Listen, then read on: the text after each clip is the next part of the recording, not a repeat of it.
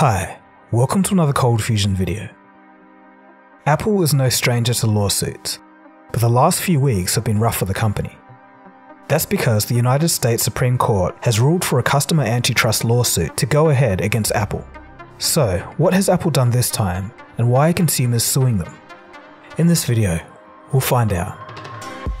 You are watching ColdFusion TV.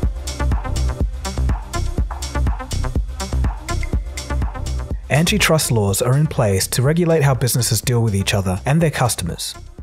The reason for antitrust laws is to promote fair competition. This is mainly to stop monopolies from forming or companies taking too much of the market and abusing their power. The issue is that some people are arguing against Apple, citing that they've effectively created a monopoly in their App Store. On Apple devices such as iPhones, if you want to download an app, the only way to currently do so is through the Apple App Store.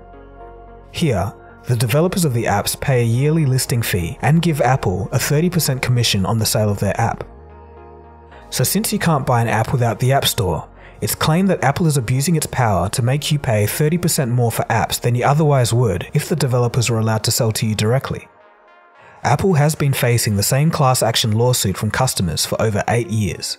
The company's main defense is that they are simply the middlemen between the developers and consumers. Apple argued that if consumers had issues with prices, they should go after the developers who set the prices.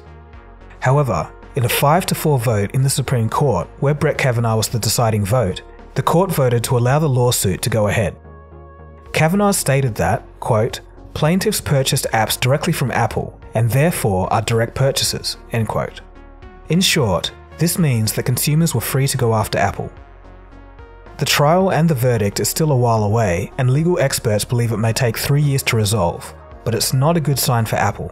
When the highest court in the United States decided to go through with the lawsuit, perhaps to an extent, Apple's share price fell on that news. So all of this aside, what does it mean if Apple loses this case? Potentially, it could mean that Apple may have to offer partial refunds on all iPhone apps since the iPhone was introduced in 2007. Needless to say, this would put a huge dent in Apple's cash pile.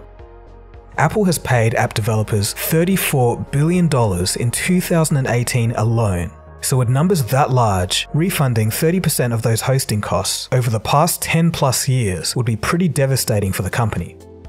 Apple may also be forced to allow alternative methods for buying apps, ones where they don't take a cut.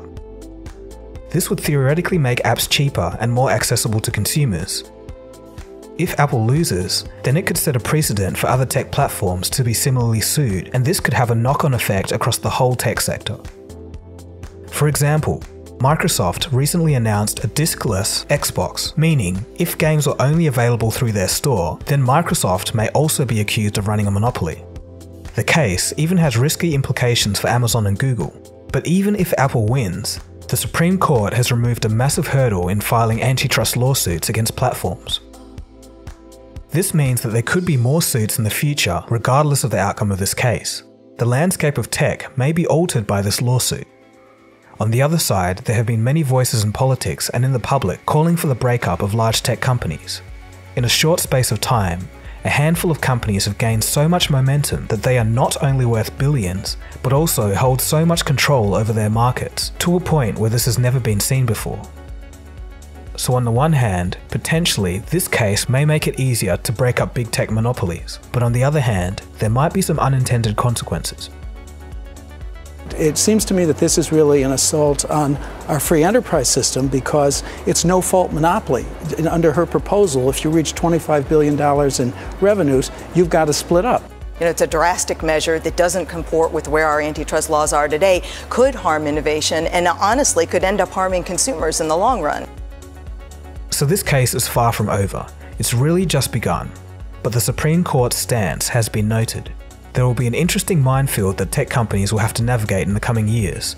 They have to fight their competitors while at the same time maintain public trust. And that's a difficult line to walk. Politicians and growing public distrust will undoubtedly make this job more difficult.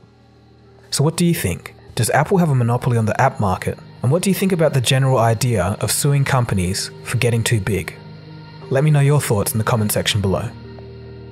So an update to this video, as it was being made, some news has broken. there could be a potential antitrust investigation by the Justice Department and the Federal Trade Commission against Google, Facebook, and Amazon. Google is claimed to have a monopoly in their Play Store and Google Search. Amazon may have investigations into their low prices, and Facebook may have to let go of Instagram and WhatsApp and also have their influence curtailed. Needless to say, this is going to be a wild ride.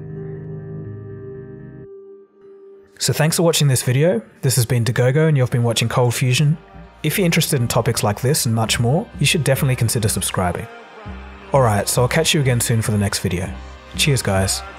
Have a good one. ColdFusion. It's new thinking.